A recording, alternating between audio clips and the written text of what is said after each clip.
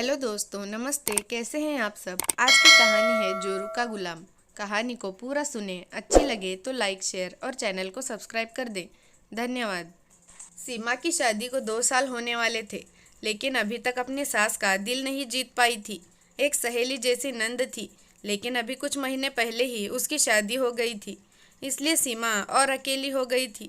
सीमा हर कोशिश करती सास की दिल में जगह बना सके, लेकिन वो नाकाम रहती। सीमा की सास उसके किसी काम में हाथ भी नहीं बटाती थी, लेकिन सीमा को अपनी सास से कोई शिकायत नहीं थी, क्योंकि उसका पति विजय उससे बहुत प्यार करता था और हर हाल में उसके साथ देता था। अभी सीमा किचन में जा रही थी खाने की तैयारी करने, तभी अरे सीमा, सीमा की सास ने सीमा को आवाज़ लगाई, जल्दी इधर आ। सीमा जल्दी से दौड़ती हुई आई और बोली, क्या माँ जी। अरे दीदी आ रही है, यानी तेरी मासी सास 4 धाम की यात्रा पूरी करके आ रही है। अभी फ़ोन आया है, उनके स्वागत की तैयारी में लग जा। कल सुबह जल्दी आ जाएगी वो। दीदी को मेथी के पराठे बहुत पसंद है, मेथी साफ करके रख देना अभी। और वो कमरा भी जिसमें दीदी रुकेगी, उसकी सफाई भी कर दे।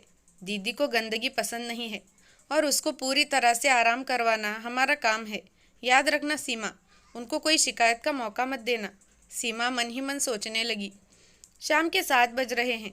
रात के खाने की तैयारी भी करनी है, कमरा भी साफ करना है और मेथी साफ करने का फरमान सासू माँ का है, वो भी पूरा करना है।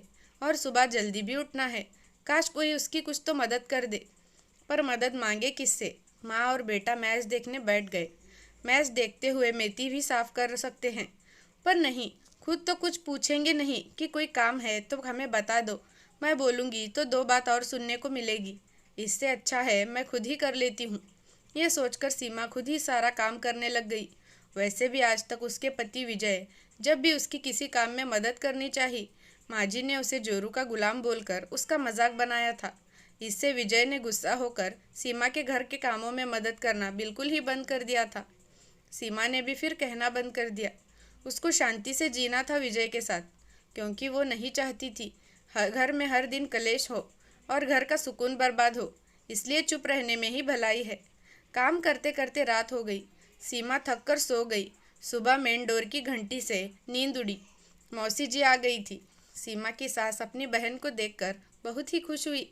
सीमा और विजय ने मौसी जी के पांव छूकर आशीर्वाद लिया। सीमा चाय नाश्ता बनाने चली गई और विजय मौसी जी के पास ही सुबह का पेपर लेकर बैठ गया। सीमा की सास बोली, दीदी, आपको भी प्रिया की शादी में ही 4 धाम की यात्रा सूझी। अपनी इकलौती भांजी की शादी में भी आप नहीं आ सकी। नाराज़ है प्रिया आपसे, और मैं भी। मेरी एक ही बेटी और मेरी बहन ही शादी में नहीं आ सकी। मासी जी ने सीमा की सास को मनाते हुए कहा, अरे छोटी, मान जा, माफ़ कर दे। क्या करती, कब से 4 धाम की यात्रा का सोच रही थी। ये सब लोगों का साथ बैठ गया, तब जाना हो गया, नहीं तो वापस हमेशा की तरह मेरा ये 4 धाम की यात्रा का सपना पूरा नहीं हो पाता। अच्छा चल छोड़, ये बता मेरी भांजी कैसी है और दामाद जी। शादी की और सारी बातें बता मुझे। फिर यही सब सुनना है तभी तो सीधा तेरे पास ही आई हूँ। सीमा की सास की आंखों में बेटी और दामाद का नाम लेते ही चमक सी आ गई और बोलने लग गई, क्या बताऊँ दीदी आपको, किसी की नज़र ना लगे मेरी बेटी की किस्मत पर। अरे यहाँ तो लोगों की नज़रें भी बहुत तेज़ हैं, लोग जलते हैं मेरी बेटी की अच्छी किस्मत देखकर। सीमा की तरफ देखकर बोली, अरे दीदी, इतना अच्छा ससुराल मिला है प्रिया को, उसके तो भाग ही खुल गए।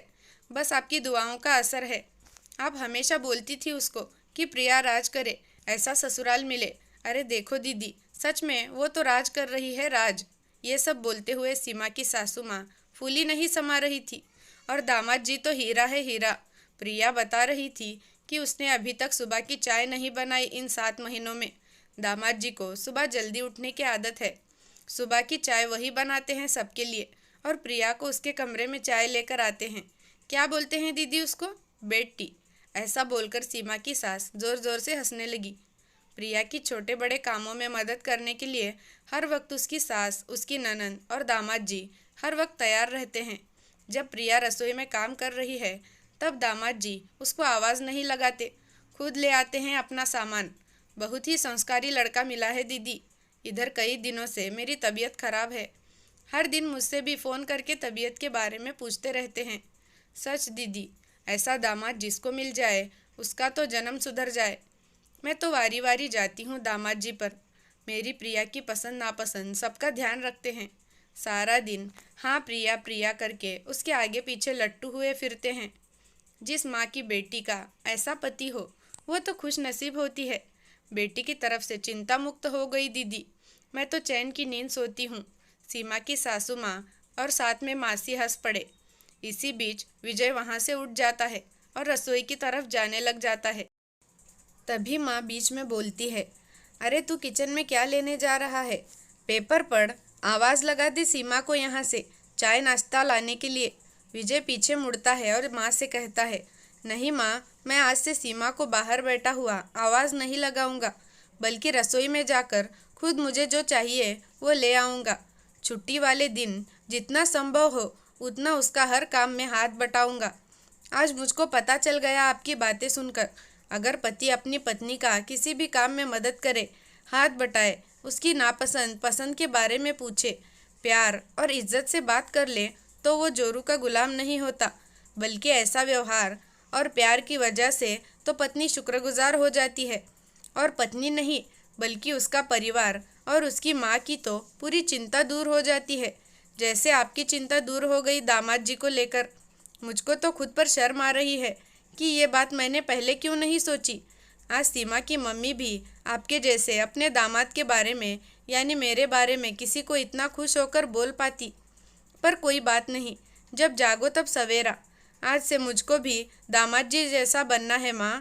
पीछे चाय नाश्ते की ट्रे सीमा लेकर खड़ी हुई थी। वो अपने इस नए रूप वाले विजय को देख रही थी। आंखों के कोर गीले हो चुके थे। सीमा को विजय ने शरारती मुस्कान से देखा। सीमा को लगा 4 धाम की यात्रा मासी जी की पूरी हुई और फल उसको मिल गया है। आज मौसी जी के लिए सीमा गरम गरम मेथी के पराठे बनाने के लिए खुश होकर किचन में दौड़ गई। पीछे से विजय भी आ गया और उसकी मेथी तोड़ने में मदद करने लगा। अगर दामाद बेटी को खुश रखता है तो वो हीरा है, और अगर बेटा बहू को खुश रखे तो वो जोरू का गुलाम हो जाता है। ऐसी सोच क्यों है? और ये एक घर की बात नहीं है, हर घर की बात है। इस मानसिकता को बदलने के लिए हर घर के बेटे को ही पहल करनी पड़ेगी। एक घर में बेटा और दामाद में ही इतनी अलग अलग सोच क्यों?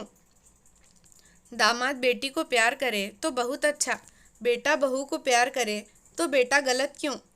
तो दोस्तों, आपको कहानी कैसी लगी कमेंट करके ज़रूर बताना, और अपना नज़रिया भी कमेंट में ज़रूर बताना। धन्यवाद।